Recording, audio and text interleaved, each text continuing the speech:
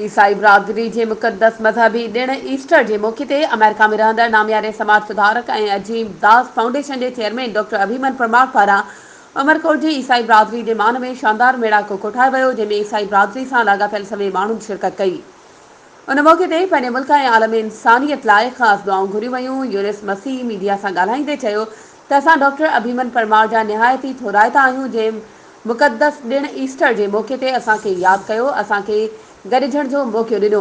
Doctor अभिमन Parmar पंहिंजे बयान में चयो आहे त हिक ॿिए जी ख़ुशियुनि में हिसो वठण सां मज़हबी अक़लियतूं अहसास महरूमी मां निकिरंदियूं। ॿिए तरफ़ ॿधी यकजहती, इज्तमाहीत, हम आहंगी, रवादारी जो इंसान दोस्त माहौल जुड़ंदो, जेको ईंदड़ नसलनि खे मज़हबी नफ़रतुनि जी बाहि खां बचाईंदो।